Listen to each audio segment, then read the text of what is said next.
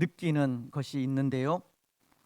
제가 60대여서 시간이 60km로 흘러가서 그런지는 모르지만 시간이 너무나도 빠르게 흐른다는 것입니다. 여러분들은 그렇지 않습니까? 2026년도도 이제 벌써 3월이 훌쩍 넘었습니다. 물론 추위는 아직까지 남아 있지만 얼마 전까지 느끼지 못했던 봄 기운이 불어오는 바람 사이로 묻어오는 것을 보면서 살같이 빠른 시간을 다시 한번 느끼지 않을 수가 없습니다. 시편은 90편 10절을 통해 이렇게 말씀합니다. 우리의 연수가 70이요 강건하면 80이라도 그 연수의 자랑은 수고와 슬픔뿐이요 신속히 가니 우리가 날아가나이다. 정말 신속하게 날아가는 듯한 시간이 우리도 모르는 사이 얼마나 빨리 흐르고 있는지 모릅니다. 그래서 저는 항상 이 말을 마음에 두려고 합니다. 그 말은 언젠가 때가 이르면 이라는 말입니다. 언젠가 때가 이르면, 언젠가 그 날이 오면, 즉 인생의 종말이 오면 이라는 말입니다. 여러분, 날아가는 듯한 시간이 정말 신속하게 흘러 언젠가 그 날이 이르면 우리는 어떻게 되겠습니까? 하나님 앞에 서게 됩니다. 날아가는 듯한 시간이 정말 빠르게 흘러 그때가 이르면 우리는 하나님 앞에 서서 우리 삶을 결산하게 되는 날이 온다는 겁니다. 날아가는 듯한 시간이 정말 빠르게 흘러 예수님께서 다시 오시는 그 날이 이르면 하나님 앞에서 우리는 우리 삶을 평가받게 되는 겁니다. 정말 그 날이 얼마 남지 않았는지 모릅니다. 이렇게 시간이 흐르면 반드시 그 날은 오고 그때 우리는 심판대 앞에 서게 되는 것입니다. 여러분, 자신 있으세요?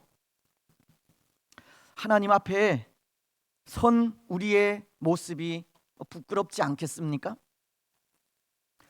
저는 언젠가 때가 이르러 그 날이 와서 하나님 앞에 서게 될 때 우리 모두가 다 이런 말을 들었으면 좋겠습니다. 마태복음 25장 21절 말씀인데요.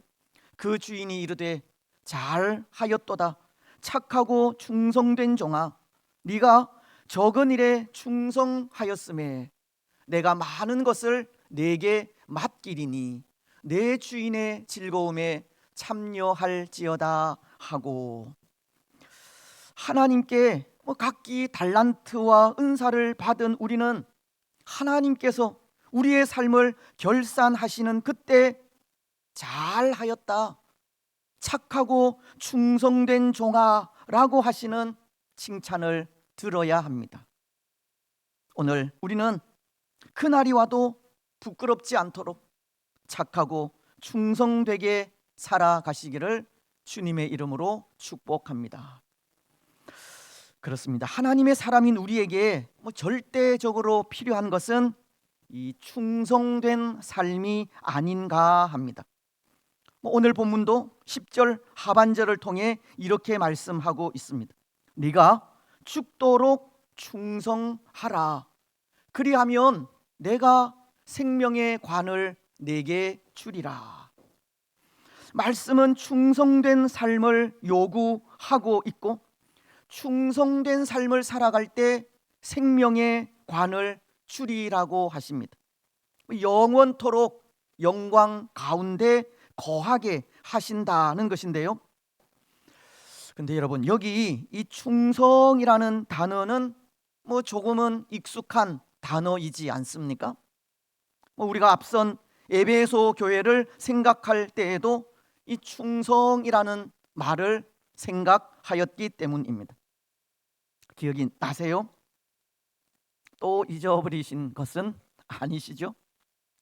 여기 충성은 처음과 나중이 동일하다는 뜻의 말이고, 마치 예수님이 히브리서 13장 8절 말씀을 통해 예수 그리스도는 어제나 오늘이나 영원토록 동일하시니라 라고 변함 없는 분이심을 말씀하고 있듯이, 처음과 나중이 변함 없다는 말이 충성이라는 말입니다.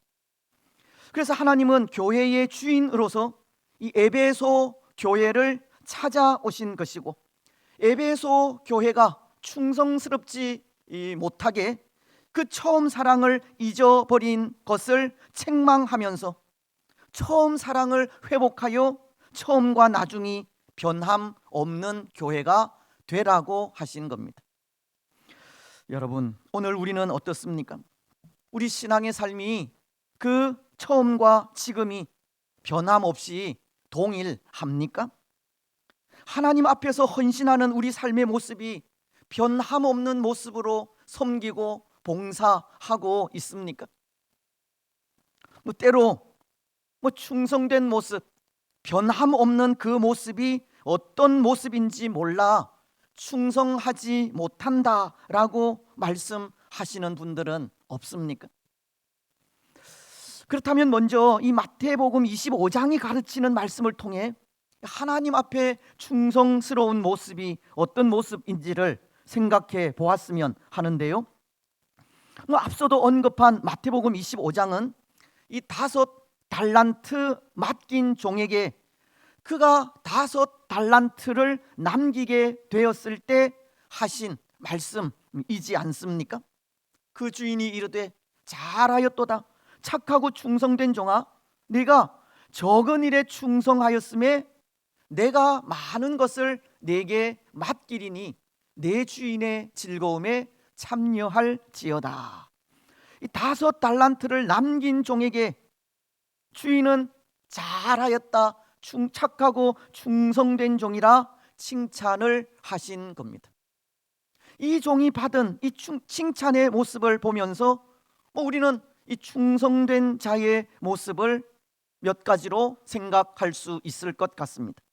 먼저 적은 일에도 최선을 다하는 사람입니다. 주인이 5달란트를 남긴 종을 향해 칭찬하신 말씀이 너가 적은 일에 충성하였다는 말씀이듯이 적은 일에도 최선을 다하는 사람이 충성된 사람이라는 겁니다. 흔히 우리 사람은 그런 것 같습니다.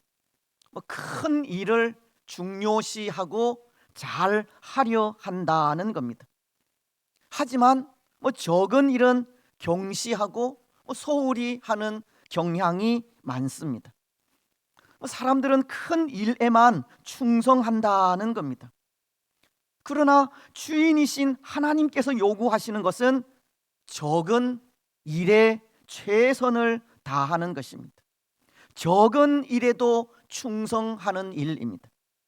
누가복음이 16장 10절을 통해 그것을 가르치고 있는 것이 지극히 작은 것에 충성된 자는 큰 것에도 충성되고 지극히 작은 것에 불의한 자는 큰 것에도 불의하니라. 작은 일에 충성하지 않는 사람이 큰 일에 충성한다는 것은 거짓된 모습임을 가르치는 겁니다. 실상은 작은 일에도 소홀히 하지 않고 마음과 성의를 다하는 것이 이 충성의 표본인 것입니다. 여러분, 작은 일에도 최선을 다하시기 바랍니다. 주어진 은사나 달란트가 다른 사람들보다 뛰어나지 않아도 충성하시기 바랍니다. 물론 하나님 앞에 은사나 달란트에 크고 적음이 없고 맡은 직분의 차이는 없지만 작은 일에도 마음과 정성과 힘을 다하시기 바랍니다. 두 번째, 충성된 사람은 이 기회를 선용하는 사람입니다. 오늘 충성된 종이라 칭찬받은 이 종을 보십시오. 그는 그에게 달란트가 주어지게 되었을 때 바로 가서 장사를 시작하였습니다. 마태복음 25장 16절은 이렇게 말씀하기 때문입니다. 5달란트 받은 자는 바로 가서 그것으로 장사하여 또 5달란트를 남기고, 5달란트 받은 자는 그 달란트를 받자마자 바로 가서 장사를 시작하였고, 그리고 5달란트의 이익을 남겼습니다.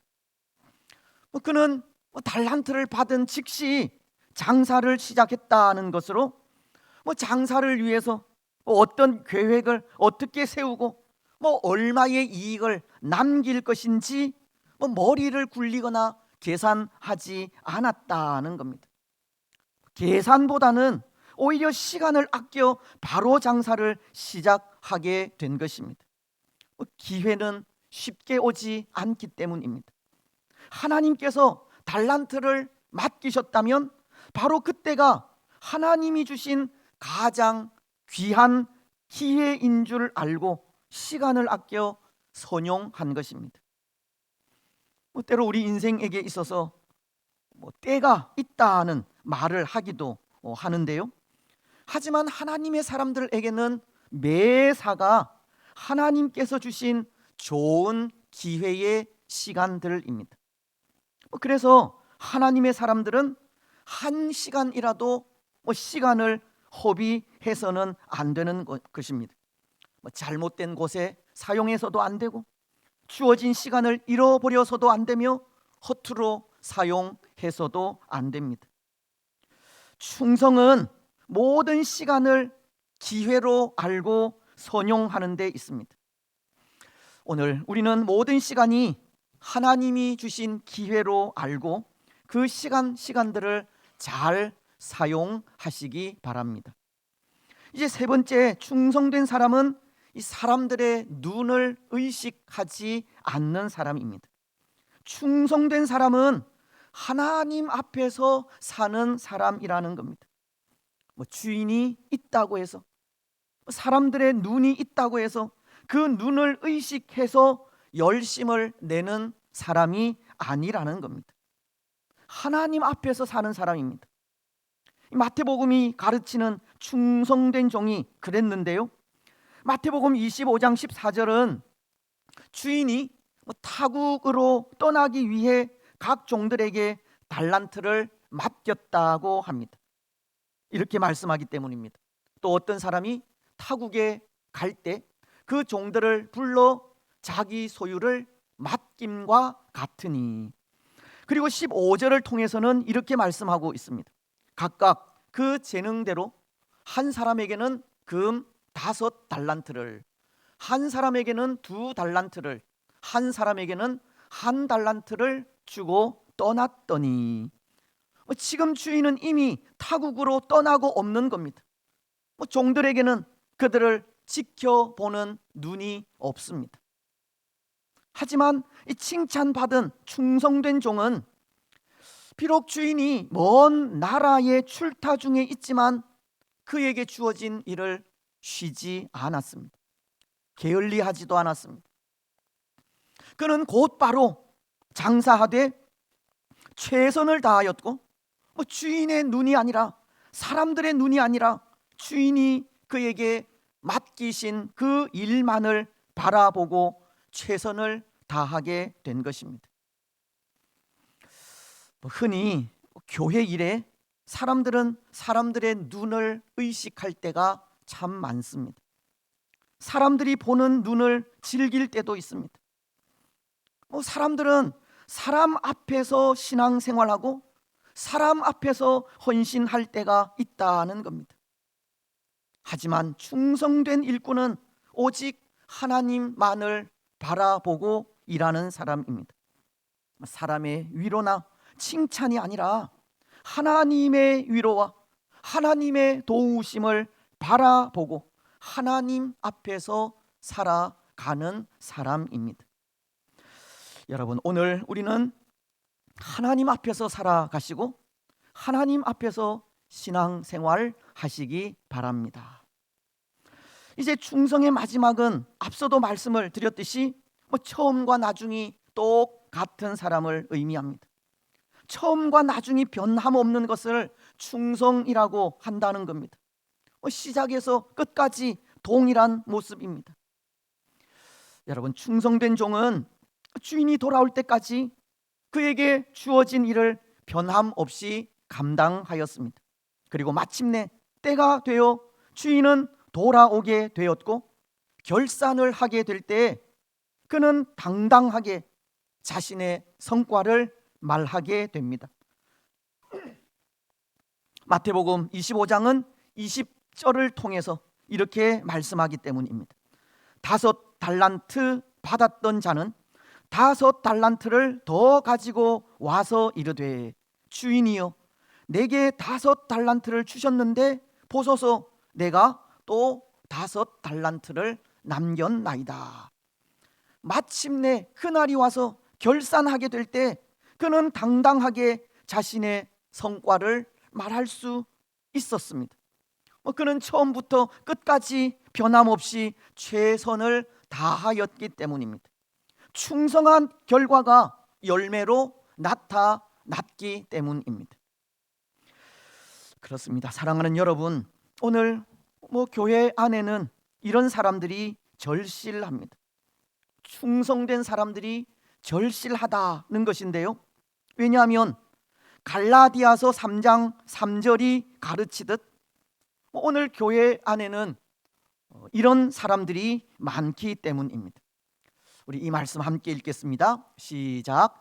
너희가 이같이 어리석으냐 성령으로 시작하였다가 이제는 육체로 마치겠느냐. 오늘 이 땅 위엔 시작은 있지만 끝이 없는 사람이 있기도 하고 처음은 좋지만 마지막이 좋지 않은 사람이 있기도 하며 믿음으로 시작하였다가 자신의 욕심에 이끌려 육체로 마치는 사람들이 있기도 합니다. 간혹 우리 주위에서 볼 수 있는 모습이지 않습니까? 우리 마음을 참 아프게 하는 그런 일인데요. 하지만 교회는 그런 사람들이 아니라 변함없이 충성하는 사람들을 필요로 한다는 겁니다. 때로 우리를 아프게 하는 사람들도 있지만 갈라디아서가 6장 1절을 통해 형제들아 사람이 만일 무슨 범죄한 일이 드러나거든 신령한 너희는 온유한 심령으로 그러한 자를 바로 잡고 너 자신을 살펴보아 너도 시험을 받을까 두려워하라. 그들을 통해 우리 자신을 바라보고 우리 눈 속에는 들보가 없는지 살펴야 하고 정신을 차려 힘을 다해서 신앙의 삶을 살아가야 한다는 겁니다. 성령으로 시작하였다가 육체로 마치는 어리석은 일은 없어야 합니다. 여러분, 오늘 우리는 충성된 사람들이 되시기 바랍니다. 성령으로 시작하였다가 육체로 마치지 마시기 바랍니다. 다시는 우리 욕심에 이끌려 육체의 일로 돌아가지 마시기 바랍니다. 비록 우리에게 주어진 은사나 달란트가 적다 할지라도 감사하시고 우리에게 주어진 모든 시간이 열매를 맺을 수 있는 참 좋은 기회인 줄 알고 하나님 앞에서 시간마다 변함없이 동일한 모습으로 최선을 다하시기 바랍니다. 그것이 충성된 자의 모습이기 때문입니다.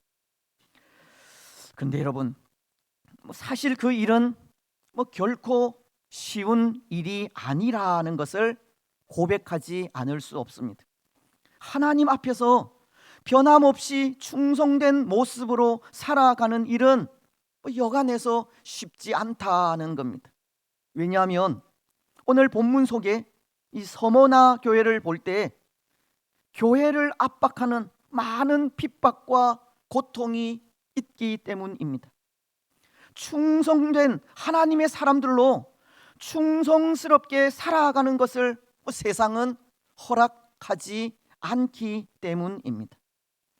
오늘 이 서머나 교회가 그렇지 않습니까? 서머나 교회는 얼마나 많은 고난을 당했는지 모릅니다.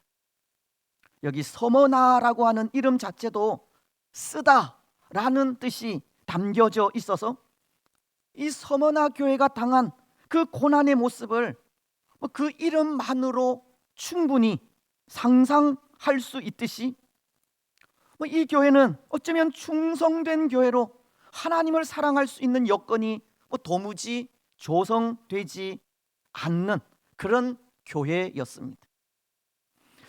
먼저 8절은 이렇게 말씀하십니다. 서머나 교회의 사자에게 편지하라. 처음이며 마지막이요 죽었다가 살아나신 이가 이르시되.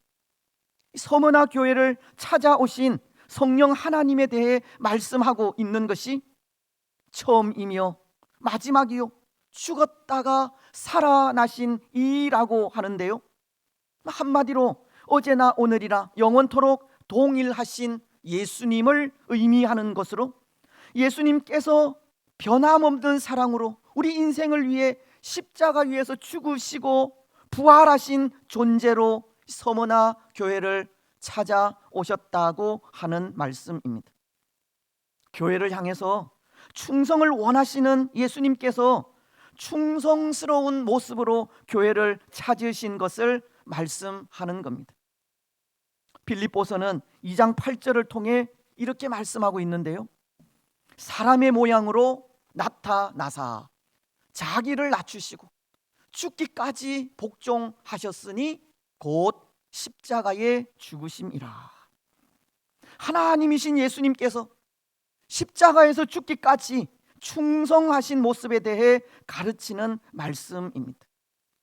예수님은 서머나 교회에 그런 충성된 자의 모습으로 찾아오셨다는 겁니다.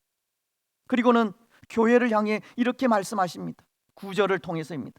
내가 내 환난과 궁핍을 알거니와 실상은 네가 부요한 자니라. 자칭 유대인이라 하는 자들의 비방도 알거니와 실상은 유대인이 아니요 사탄의 회당이라. 교회의 환난과 궁핍을 안다.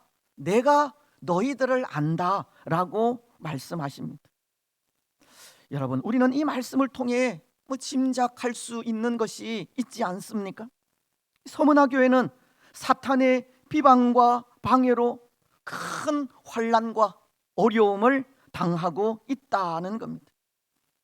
교회는 사탄의 공작으로 궁핍 속에 있다는 겁니다. 사탄은 이 서머나 교회를 해하기로 작정을 한 것입니다. 마치 베드로 전서가 5장 8절을 통해 근신하라 깨어라 너희 대적 마귀가 우는 사자같이 두루 다니며 삼킬 자를 찾나니.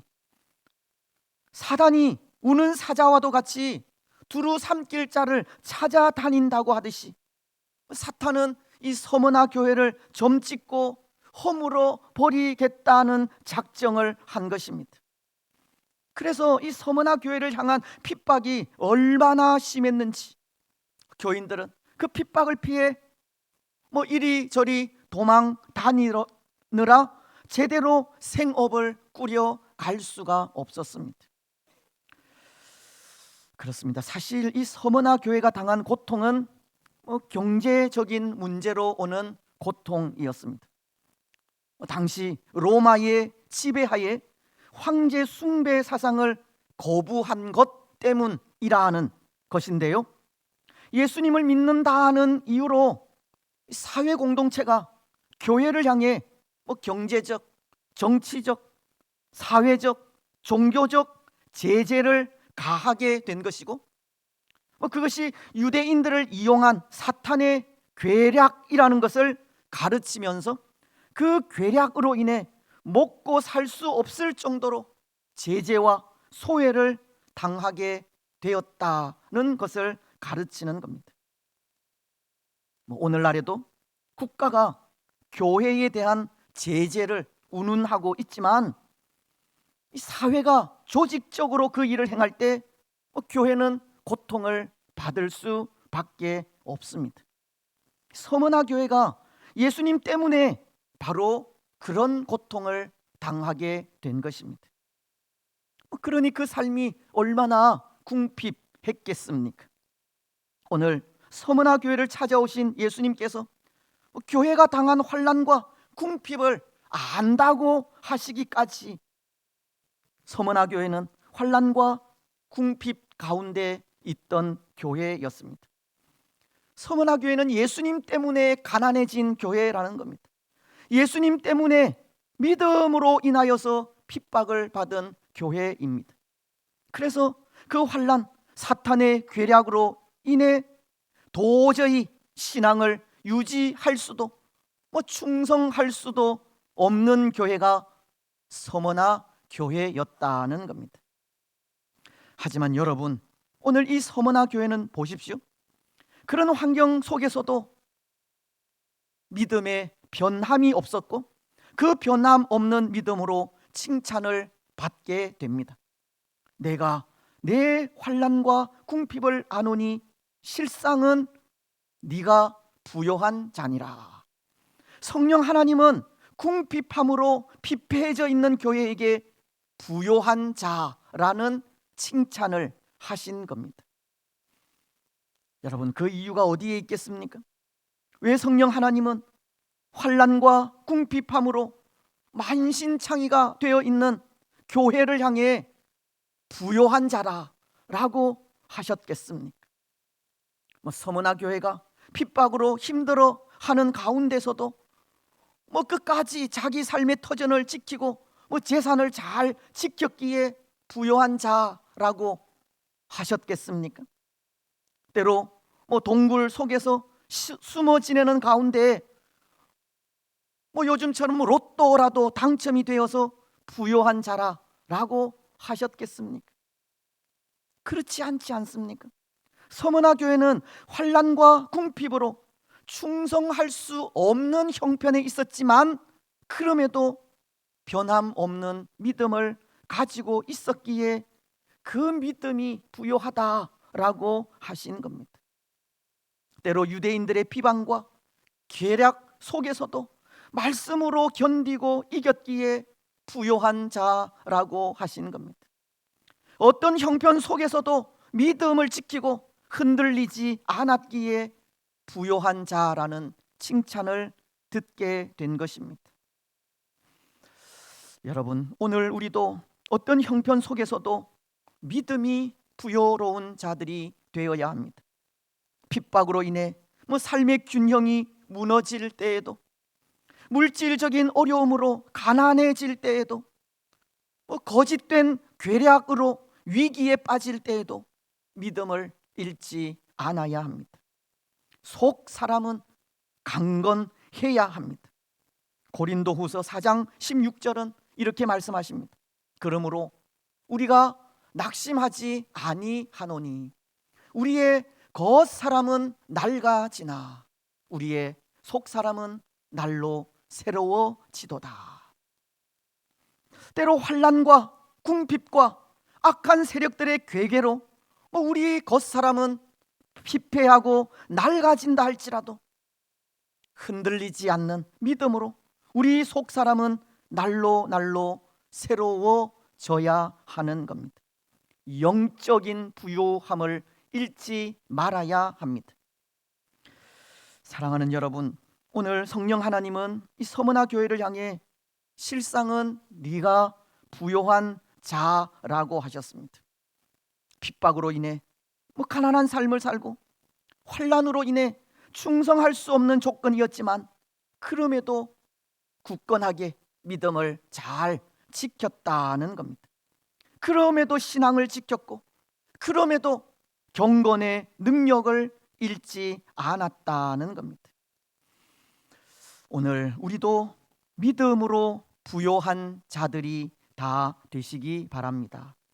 비록 충성할 수 없을 정도로 고난과 환난이 찾아온다 할지라도 신앙만은 잃지 마시기 바랍니다. 변함없는 믿음의 삶을 통해 속 사람이 날로 새로워져 영적 부요함 속에 거하시기 바랍니다. 이제 말씀을 맺겠습니다. 사랑하는 여러분, 이 충성은 처음과 나중이 변함없음을 나타내는 말입니다. 오늘 우리는 처음과 나중이 변함없는 신앙인이 되어야 합니다. 비록 우리의 삶은 고난과 환난과 궁핍 속에 있다 할지라도 우리 욕심에 이끌려 범죄하지 않는 신앙인이 되어야 합니다. 때로 비방과 비난이 우리를 아프게 한다 할지라도 거기에 현혹되거나 흔들리거나 무너지지 않는 신앙인이 되어야 합니다. 믿음에 부요하고 한결같은 신앙인이 되어야 합니다. 오늘 우리는 믿음에 있어서 부요하고 변함없는 사람들이 되시기 바랍니다. 그래서 그 삶을 통해 충성스러운 주의 백성들이 되어 언젠가 하나님 앞에 서게 될 때 부끄러움이 없이 서는 복된 성도들이 되시기를 주님의 이름으로 축복합니다. 아멘.